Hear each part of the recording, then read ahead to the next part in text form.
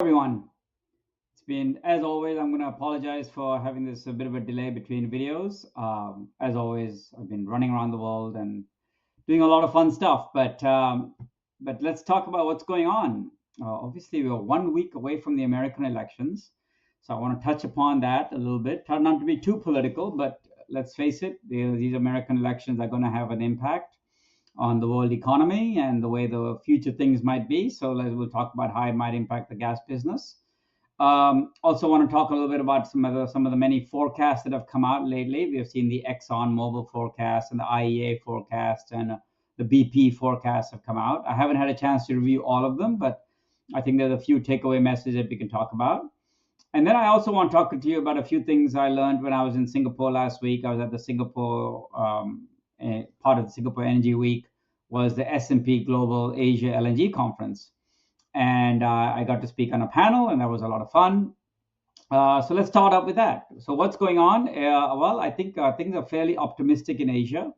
There definitely seems to be a skip in the air.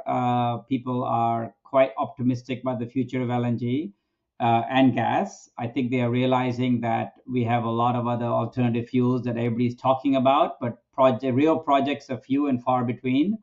And as I said before, I think we're past the age of peak foolishness and we are now getting into reality. Hopefully some of the good renewable energy projects and the good, alternative fuel projects will work. I think that would not include category of anything hydrogen in Australia that expects to be exported to Japan. I think those are definitely in the no way in hell kind of basket in my view. But there will be some other good projects that will happen. I think some regional solar makes a bit of sense. I can see more excitement about that. We heard one of the Singapore energy power companies talk about building a solar farm right across the water, the Straits of Johor into Malaysia.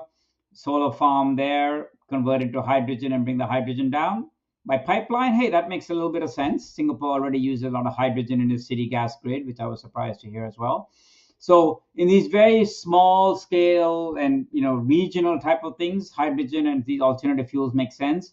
I'm completely not buying moving hydrogen by the seas by long distances, and I'm still not really sold on ammonia being as safe as everybody thinks it is. Yes, the ammonia supply chain has been around for a long time, but are we ready to have ammonia in our houses coming out of our stove or used in a bunker fuel situation? There's a lot of people betting on it. I'm still not convinced.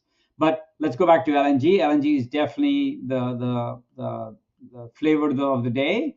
Lots of excitement, lots of potential for growth. We see China still being a big LNG taker. India is definitely, I think, going to be the big surprise coming up in the next few years. India is looking at a lot of long-term deals, really wants to sign up. Government is very ambitious about, obviously rolling out the LNG, the gas infrastructure. Now they're talking about LNG for trucks and transportation.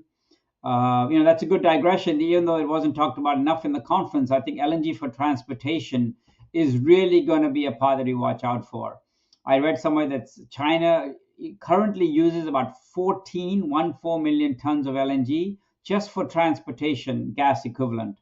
So you can see how much of that growth that is. And China has, 600,000 or 800,000 LNG trucks. And it only takes about 6 to 8 months at current LNG prices to make up the cost economics of buying an LNG truck versus buying a diesel truck. And I would venture to say that LNG trucks are probably easier to run in some ways. They're a cleaner fuel and probably works a lot more efficiently. The key is to make sure there's enough infrastructure, LNG refueling stations. I know in China there is. Places like India, which has very big ambitions to grow LNG trucking, basically get rid of the diesel, the pollution, the inefficiency. What's holding them back is LNG infrastructure. And so how do we build up the LNG infrastructure? Well, obviously you can take gas off the pipeline and liquefy it along the way, or you can just import more LNG and move LNG around. And I think that's probably what will be the simpler and the cheaper way to do things. If India is already importing gas, you wouldn't want to take that gas in, regasify it, put it in the grid, take it someplace else, and then liquefy it again. Especially if that distance is not too much, you'll just ship it by LNG tanker around the country, or at least around the coastal region. So LNG for transportation, I think, is a theme that we'll see more about. But overall, in Asia, there's definitely a theme that we need more gas, and the gas demand is going to grow. The question is, where is the supply going to come from? I think this remains the unanswered question. We have seen a bit of an uptick in exploration drilling in Southeast Asia, and that's great news. But I would venture to say that most of that new gas that will be discovered and developed will go for local markets, which are growing and need the markets just to make up for a lot of the decline in the existing fields. Places like Australia, there were 3 exploration wells drilled in 2023 offshore, all by the LNG companies to backfill some of the LNG reserves, and all 3 were dry wells. So that's not a good sign. We're already seeing places like Northwest Shelf shut down the train because of lack of gas. I think that Australia definitely is going to suffer from a lack of gas. And Australia is now getting more serious about importing LNG. We saw very interesting news about one of the projects in Adelaide, South Australia, now being bought by an international company and maybe getting off the ground. So Australia will become not a net gas importer, but at least a significantly less of a gas exporter as we go forward. There's very little public appetite for increasing the gas business. There's a lot of negativity out there against fossil fuels. And I say, hey, wait till the lights go out and you're paying a lot for electricity. We're already paying a hell of a lot for electricity. I'm sure we'll pay more over here. So around the world, especially in Asia, I see a great demand for gas. Where the export projects going to come from to supply Southeast Asia. I think the Indians were counting on Africa, Mozambique specifically. That looks like it's going to be very difficult. I don't see the war or any of the problems. The political problems seem to be quite difficult, even for both projects, both onshore projects. I think E&I did the right decision by going offshore. And maybe there'll be more offshore projects, but you can only build so many, and they tend to be smaller than the big onshore projects. So Asia is going to look more and more towards North America for LNG. Obviously, the US is already a big exporter. India is one of the largest importers of LNG from the US. It's going to look to import some more. I think India has to now start investing in LNG projects. It really hasn't done that. That's been politically a bit difficult, but I think that it has to do that now because there's going to be no other ways to ensure that it's going to get LNG supply. The Chinese continue to look for long-term deals. I think they were counting on the Russians to supply some gas. I think the Russian gas is going to be more and more difficult as these sanctions start to bite. I see that Arctic 2 now might be shutting down production, and the shadow LNG fleet is not so simple. So, we're still going to be in a situation where I think supply is going to be tight. Now, that's not what everybody thinks. The IEA report actually talks about a massive supply glut coming up. I think that I've been in the business now 30, 40 years. We always overestimate supply and we always underestimate demand. This pause that we have seen for the last 12 months has only delayed projects from the US. We have seen really no FID in the US. We have seen delays in all the projects that are under construction, Golden Pass, the Mexican ECA project. Others are being delayed. We have seen no FIDs, of course. We expected Commonwealth, Mexico Pacific, Texas LNG, my old project, and others. There's been no FIDs this year, and there will not be any this year.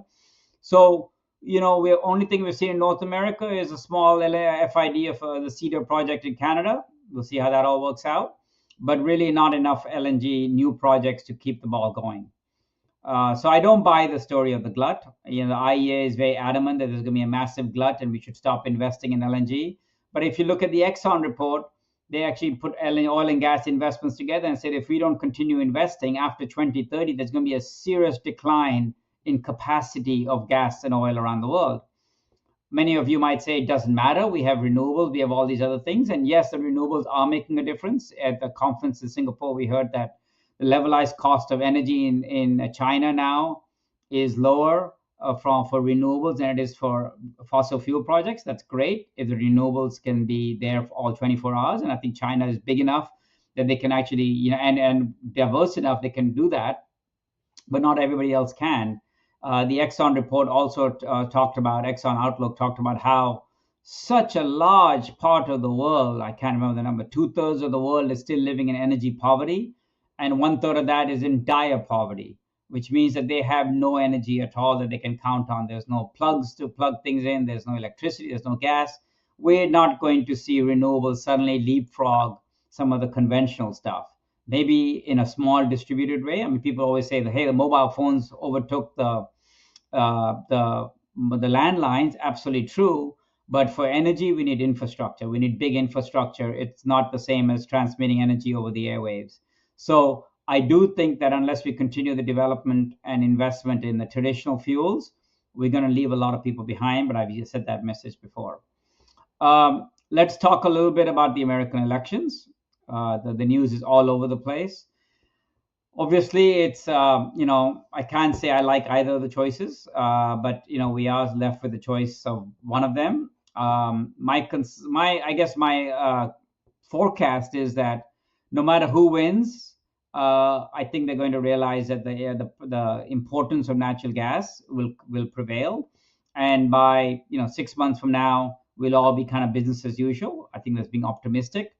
By coincidence, Pennsylvania is a swing state, and Pennsylvania also happens to be one of the largest gas producing states in America with all the Marcellus shale.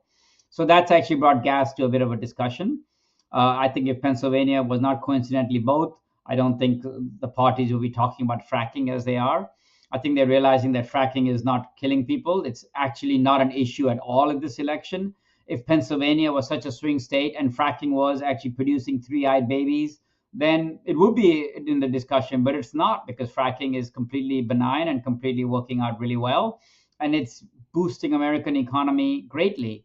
I think all the fracking naysayers around the world, all the people around the world who have been talking bad about fracking for the last 20 years should really have a hard look at Pennsylvania and say, hey, if it was so bad, if it was really that detrimental to the environment, if it was really killing the groundwater, if it was really causing all the problems that the naysayers claim, and the reason that they give for not allowing fracking in Europe and in the UK and in Australia and all these other places, if it was really that bad, why are we not talking about this in the election at all? We're not talking about it because it's not an issue. And so these Greenpeace and the anti-fracking folks have a lot to answer for. Because it was really that bad, we'll be talking about it, and we're not. So back to the issue at my forecast. I don't know who's going to win. It's going to be very tight. We'll see in the next few days what the behavior of either party is. But whoever wins, I think they're going to realize that America needs its energy. It needs cheap energy. We have seen that even though through the pause to look at whether gas has been in the public interest or not, gas price in the US stay well below $2. Can't beat that. Everybody seems very happy with the gas industry. The gas industry is seemingly doing very well. I was at Gas Tech a month ago in Houston, and everybody seemed pretty happy in the US gas industry. So is there a negative public good? I don't think so. It's actually benefiting everybody, and it's benefiting the US economy by basically giving the US a massive leg up on everybody else by cheap energy. So what do I forecast is going to happen? If the Republicans win, I think that things will be reversed back to normal very quickly. If the Democrats win, I think things will reverse back to normal, but it might just take a bit longer. I think the pause is going to be lifted in either way. I think that the importance of LNG will continue, and hopefully some of the uncertainties will go away. Of course, I'm very distressed to read about the Texas LNG and the Rio Grande court cases. I read all the appeals. I think that it was completely an unjust ruling by the courts. I don't think the courts really should be overturning permits that have been reviewed and reviewed and reviewed. It takes away all the risk, makes America no different than many other places when new governments come along and change the taxes. In the UK, I see every time there's a new government, the taxes change, which actually is more of a reason why no one's looking to drill wells in the UK, and the UK North Sea natural gas business is dead. But I think that just shows that we need government sanctity.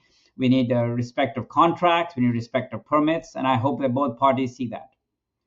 The last thing I want to talk about is just carbon. I mean, carbon is obviously going to be an issue. My own view, and I read about this on a good essay on LinkedIn recently, is really we should talk about carbon mitigation more than carbon elimination more than mitigation, more than capture. And how do you eliminate carbon elimination? Carbon dioxide emission mitigation. We do that by actually clamping down on the fugitive methane rules. I think that that's something that the US should do. US is doing. It's going to help the industry as a whole if we can ask our upstream operators and our pipeline operators to really cut down on the fugitive methane. It'll help the industry as a whole. and we can do our part in the LNG export projects. Hopefully this was interesting for all of you, and I look forward to your comments as always. Thank you so much.